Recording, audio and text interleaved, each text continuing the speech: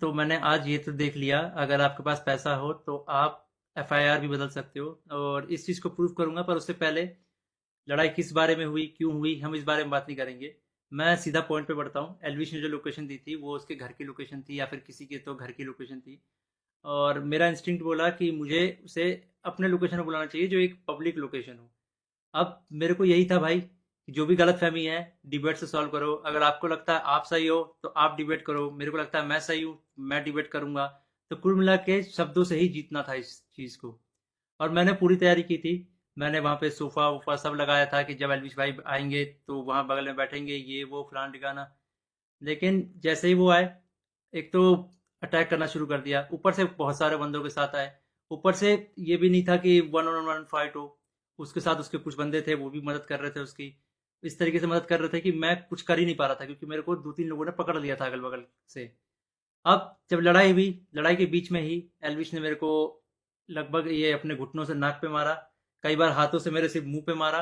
और जब मारा उसके बाद उसने बगल से एक फ़ोन भी उठाया जो दूसरे एंगल पे रिकॉर्डेड है, और फ़ोन से मेरे स्पाइन पे मारा। और आप सभी को पता है, अगर स्पाइन पे गलती से भी स्पाइन टूटता है तो आप ज़िंदगी भर के लिए लावारिस हो सकते हो, अपाहिज हो सकते हो। तो उसके बावजूद उसने मारा मारा।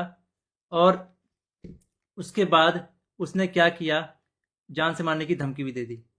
अब जान से मारने की धमकी एक दो बार नहीं दी, मल्टीपल टाइम्स दी। कम से कम जितना मुझे पता है 3 बार तो दी ही थी उसने धमकी जान से मारने की। और ऑफ कैमरा भी उसने कई बार जान से मारने की धमकी दी। अब ये सब होने के बाद जब लड़ाई वड़ाई खत्म हो गई, तो उसके बाद वो वापस जा रहे थे, तो वो जो बंदे लाया था उनमें से कुछ बंदे मेरे को, मतलब होता है ना एक प्यार से धमकाने वाला सीन, कि भाई सॉरी बोल दे, क्यों ले रहा है पंगे, ये वो। भाई मैं तो अपने चीज़ों पे अटल था। मैंने बोला मैं सॉरी तो नहीं बोलूँगा, क्योंकि मैंने गलती तो की नहीं है। उसके बाद एल्विश ने भी थोड़ा ट्राई किया था सॉरी बुलवाने के लिए, लेकिन मैंने उसको भी सॉरी नहीं बोला। और ये सब जब हुआ, तो शुरू में मेरे को लगा मेरे को सिर्फ यहाँ चोट आई है, क्योंकि मेरे को कहीं पे भी दर्द फील नहीं हो रहा था। तो मेरे को शुरू शुरू में सिर्फ यहाँ चोट आई। उसके बाद एक डेढ़ घंटे बाद मेरे को यहाँ पे दर्द होना शुरू हुआ, और फिर 2 से 3 घंटे बाद मेरे पूरे स्पाइन में दर्द होना शुरू हुआ। और इस तरीके से हुआ कि मैं सो ही नहीं पाया। सुबह 4 बजे मैंने सोने का ट्राई किया था, मैं दोस्त के घर साकेत गया हुआ था। मैंने सोने का ट्राई किया, अनफॉर्चुनेटली मैं दर्द से सो ही नहीं पाया। उसके बाद हम जब दर्द हो रहा था तो हम गए वहाँ पे मैक्स हॉस्पिटल साकेत के, मेडिकल निकलवाने।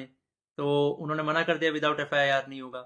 तो मेरा यही था, मेरा दिमाग शॉक में था, एफआईआर हमने की नहीं थी। फिर हमने डिसाइड किया कि दोपहर के 12 बजे के आसपास हम एफआईआर करेंगे लॉन्च, और उसके बाद मेडिकल करवा लेंगे पुलिस की मदद से ही। तो हम गए एफआईआर करने। अब जब एफआईआर करने गए, तो हमने पूरा बता दिया कि भाई ये सेक्शन लगाना है, अटेम्प्ट टू मर्डर है, साफ साफ दिख रहा है। तो वो जो एसएचओ थे, उन्होंने बहुत अच्छे से बात की। उसके बाद एसएचओ अपने इंस्पेक्टर के फ़ोन में कॉल करते हैं, बोलते हैं कि पूरा इसको ना पब्लिक मत करना, गुप्त तरीके से रखना, हम लोग गुप्त तरीके से लड़ेंगे।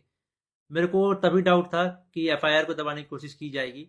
और वही हुआ। अभी मैंने एक आर्टिकल पढ़ा जिसमें एल्विश के ऊपर एक भी वो सेक्शन नहीं लगा जो मैंने एफआईआर में लिखवाई थी। अटेम्प्ट टू मर्डर का एक भी सेक्शन नहीं है उसमें। तो कुल मिला के मैं क्या समझूं, अगर आपके पास पैसा हो तो आप एफआईआर भी बदल सकते हो।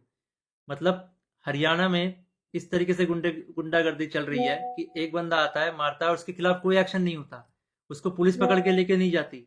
यहाँ पे इस बात को 24 घंटे हो चुके हैं, और वो बंदा अभी हंस रहा होगा कि उसको कोई पकड़ के नहीं ले गया, उसको फर्क ही नहीं पड़ा होगा। मैं हरियाणा के सीएम खट्टर जी से रिक्वेस्ट करना चाहूंगा कि इस गुंडे अलविश यादव को अरेस्ट करवाओ। इसका बैकग्राउंड बहुत खराब है, जिस तरीके से ये यूथ को इंस्पायर कर रहा है, वायलेंस को प्रमोट कर रहा है, उससे साफ साफ पता लग रहा है यूथ बहुत गलत वे में मोटिवेट हो रही है इससे। और ये चीज़ बहुत ही खराब है। तो खट्टर जी, मैं इंडिया के कानून पे बहुत भरोसा करता हूँ, लेकिन अगर यहाँ पे नाइंसाफ़ी हुई तो एक तरीके से बहुत सारे लोगों को ये तो समझ में आ जाएगा कि इंडिया का कानून सिर्फ गरीबों के लिए बना है, अमीरों के लिए नहीं बना है। तो मैं नहीं चाहता कि ये कानून भी, ये एफआईआर भी दब जाए। और साफ साफ पता लग रहा है दबाने की कोशिश की जा रही है इस एफआईआर को। अगर ये एफआईआर दबता है तो ये इंडिया के कानून की हार है। मैं आप लोगों से रिक्वेस्ट करूंगा, गुरुग्राम पुलिस को और खट्टर जी को इस ट्वीट में टैग करो, और उन पे उनको रिक्वेस्ट करो कि एलविश यादव को जितनी जल्दी हो सके, इस गुंडे को जितनी जल्दी हो सके अरेस्ट करा जाए। क्योंकि अगर कोई भी ऐसे मार के निकल जाएगा और फिर अपने स्टोरी में डालेगा कि भाई वर्क डन, तो खुल्लम खुल्ला यही है कि वो वायलेंस को प्रमोट कर रहा है, और उसको पता है कि उसका कोई कुछ नहीं बिगाड़ सकता। तो एक तरीके से ये इंडिया के कानून की हार है। तो अभी जो मैं एफआईआर लिखवा के आया था, मुझे उसकी कॉपी भी नहीं मिली और मुझे लगता है मिलेगी भी नहीं। बोला तो वैसे सुबह मिल जाएगी, लेकिन आई डोंट थिंक सो, क्योंकि आर्टिकल में साफ साफ दिख रहा है कि एफआईआर के जो सेक्शन है वो बहुत अलग किए गए हैं।